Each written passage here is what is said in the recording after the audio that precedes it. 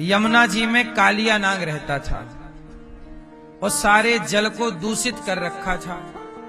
पक्षी भी आकाश से उड़ रहा हो तो इतना भयंकर जहर था कि पक्षी गिर जाता था। गैया धोखे से वहां का पानी पी जाए तो गैया मर जाती थी। इस तरह कालिया नाग का उत्पात था। तब भगवान आज कालिया नाग के उसी तट पर गए गेंद का खेल खेलने, और गेंद के खेल खेल में राम भगवान कृष्ण ने गेंद में ऐसी जोर से डंडा जमायो कि जाके गेंद गिरी काली दह पे। अब भगवान के जितने मनसुखा मित्र थे कहा कि कन्हैया ये तो हमारी बड़ी प्यारी गेंद थी, बहुत मेहनत से बनाई, हमें तो वही गेंद चाहिए। भगवान बोले वो तो काली दह पे गिर गई। बोले लाओ। भगवान बोले ठीक है। कदम पर भगवान चढ़ते हैं और काली दह पर भगवान कूद जाते हैं। कालिया नाग के 101 फण थे। कितने फण वाला सांप था? बड़ा विशाल था। 101 फण थे, बड़ा विशाल था, मोटा ताजा। उसकी बहुत सारी पत्नियां थीं, सर्पणी। जब भगवान पानी के अंदर गए तो वो कुंड बड़ा गहरा था। जैसे ही भगवान अंदर गए तो सर्पणियों ने देखा कि कोई सुंदर सा बालक आया है। भगवान को देख करके सर्पणियां बोली, नाग की पत्नी बोली, हे बालक तुम बड़े सुंदर हो, तुम यहां से चले जाओ, यहां जहर है, तुम मर जाओगे, और हमारे पति अभी सो रहे हैं, यदि जाग गए तो तुम्हें छोड़ेंगे नहीं।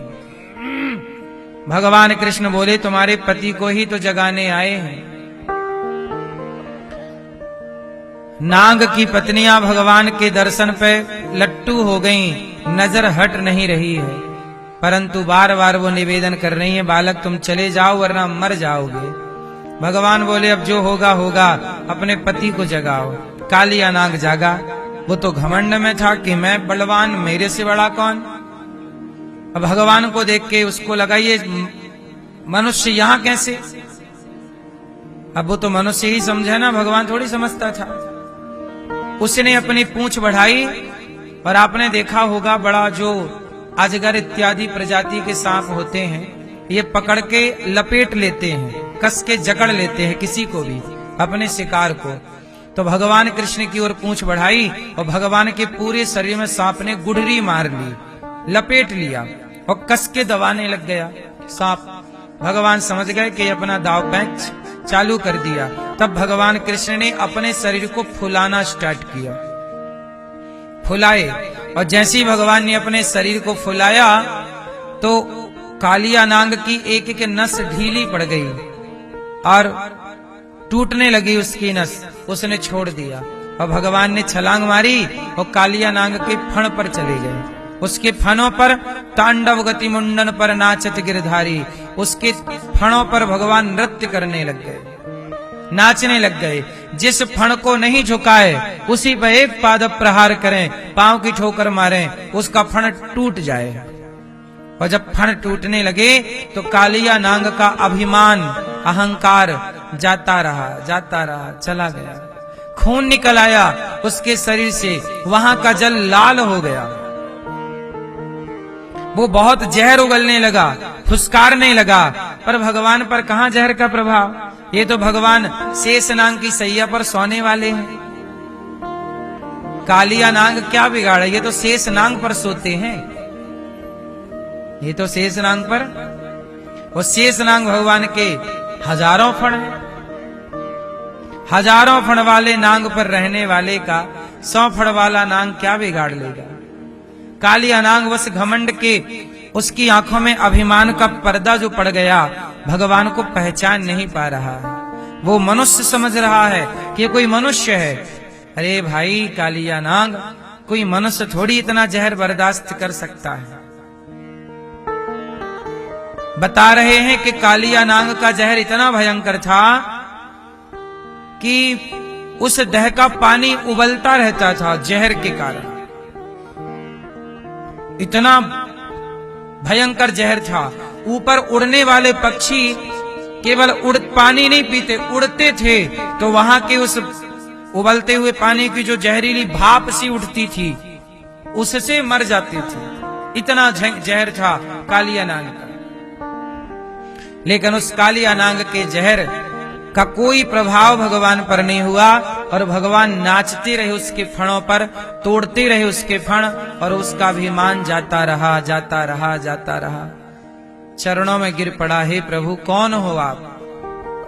मुझे लगता है कि आप मनुष्य नहीं भगवान हो।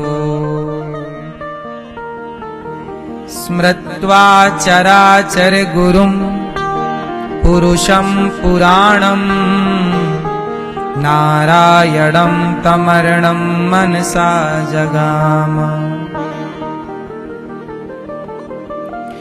रक्तम मुखैरुरुवमन नृप भग्न गात्र। मुख से खून गिरने लगा सांप के। तब स्मरण आ गया कि ये कोई व्यक्ति नहीं, नारायणम। कालिया नाग ने कृष्ण को क्या कहा? नारायणम तमर्णम मनसा जगाम। हे प्रभु आप नारायण हैं, आप नारायण हैं। प्रभु बताइए कि आपका इस रूप का नाम क्या है? तब भगवान ने कहा मैं नारायण हूं, तुमने पहचान लिया, मेरा इस रूप का नाम है कृष्ण। चरणों में गिर पड़ा, प्रभु ये तो बताओ कि आप मुझे किस पाप की सजा दे रहे हैं? मेरा अपराध तो बताओ, क्यों आप मेरे फण तोड़ रहे हैं? मैंने आपका अपराध क्या किया? तब कालिया नाग के कथन पर भगवान बोले, कालिया नाग तुम्हें जंगल में रहना चाहिए, एकांत में रहना चाहिए। जहां लोग रहते हैं वहां तुम रहते हो। कितनी गैया मर गई तुम्हारा पानी पी के, यहाँ का तुम्हारे कारण जहरीला पानी पीकर। कितने पशु पक्षी, कितने लोग मर गए। तुम्हें यहां नहीं रहना चाहिए। तुमने जल पर कब्जा कर लिया है, ऐसा सोच लिया है कि जल तुम्हारे बाप का है, इसलिए मुझे आना पड़ा। कालिया नाग बोले कि प्रभु मैं कहां जाऊं? यदि मैं ऊपर रहूंगा तो गरुण जी मुझे मार के खा जाएंगे। एक्चुअली ये कालिया नाग जो है, गरुण जी और नाग ये एक बाप की ही संतान है। इनकी मां अलग अलग है ना? कद्रू और विनीता। कद्रू और विनीता ये इनकी माताएं हैं। एक की मां सांपों की मां, एक गरुण जी की मां। किसी कारणवश दोनों भाइयों में लड़ाई हो गई और दोनों में से गरुण जी पड़ गए भारी, तो सांप भागे, तो बाकी सांपों को तो गरुण जी खा गए, पर कालिया नाग प्राण बचाते यहां यमुना जी में काली दह पे आके बैठ गया। प्रभु तब से मैं सुरक्षित हूं, लेकिन आप तो मेरे फण तोड़े डाल रहे हैं, क्या अपराध है मेरा? भगवान बोले तुमने जल को दूषित किया, यही अपराध है, तुम्हें यहां नहीं रहना चाहिए। तो ये बताओ, कालिया नाग बोले कि प्रभु ये बताओ मेरे मुख में जहर किसने भरा है? भगवान बोले हमने भरा है।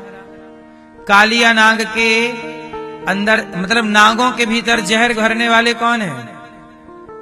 भगवान है। किसने भरा है?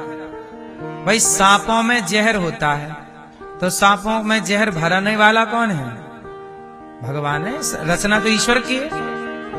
तो प्रभु जब आपने जहर भरा है तो बताओ मैं जहर ही तो उगलूंगा ना। आपने अमृत भरा होता मैं अमृत उगलता, इसमें मेरी क्या गलती है? भगवान बोले अच्छा एक काम करो, अब तुम यहां से रमण द्वीप चले जाओ, मेरे चरण चिन्ह तुम्हारे मस्तक पर अंकित हो गए हैं, अब गरुण जी तुम्हारा स्पर्श नहीं करेंगे, जाओ। तो आपने देखा होगा जो काला नाग होता है, कालिया नाग, काला नाग, उसके ऊपर ना निशान होता है, वो भगवान के चरण बताए जाते हैं कि भगवान ने नृत्य किया तो चरण चिन्ह की छाप बन गई। इसके बाद गरुण जी ने उन सांपों को फिर परेशान नहीं किया।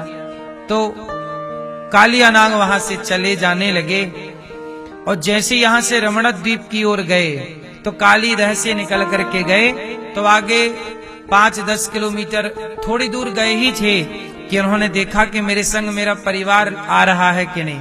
तो जैसे कालिया नाग ने पलटकर देखा तो वो पत्थर के हो गए। तो आज भी 84 कोस की यात्रा जब हम लगवाते हैं आपको तो वह दर्शन आपको कराते हैं जहां से कालिया नाग ने पलट कर के देखा और वह पत्थर का हो गया। तो 84 कोस की यात्रा अभी 10 मार्च से होगी। आप भी 84 कोस की यात्रा करने आना चाहें तो आएं। आपको पूरे ब्रजमंडल की एक एक लीलाओं का स्थान हम आपको ले चल करके दिखाएंगे कि यहाँ पर ये लीला हुई थी। यहाँ तो ये 84 कोस की यात्रा भी हुई थी कुछ महीने पहले। तो अब फिर से है मार्च में, तो आपको चलना हो तो आप चलिएगा। 84 कोस की यात्रा जरूर करना चाहिए। कहते हैं 84 लाख योनियों से मुक्ति चाहिए तो 84 कोस की यात्रा जरूर करना चाहिए। 84 कोस की यात्रा सबसे पहले भगवान कृष्ण ने अपनी माता यशोदा और पिता नंद बाबा को 84 कोस की यात्रा कराई थी। क्यों? क्योंकि मैया यशोदा ने भगवान से कहा था कि यदि मेरे छोरा हुआ तो मैं 4 धाम की यात्रा करूंगी। अब छोरा हो गया, मैया तैयार हो गई। तो भगवान बोले मैया तुम तो बुढ़ी हो गई हो, अब 4 धाम में कहां जाओगी, मर जाओगी, बुढ़ापा है, चलना होगा नहीं। पर मैं तुम्हारे लिए संपूर्ण तीर्थों का आवाहन यहीं किए देता हूं। तो भगवान कृष्ण ने मैया के लिए धरती के सारे तीर्थों का आवाहन ब्रजमंडल में किया और कहा मैया जो 84 कोस की यात्रा कर लेगा उसे धरती के सारे धाम सारे तीर्थ करने का पुण्य प्राप्त हो जाएगा। इसलिए 84 कोस की यात्रा 10 मार्च से है, चाहे आप लोग तो कर सकते हैं।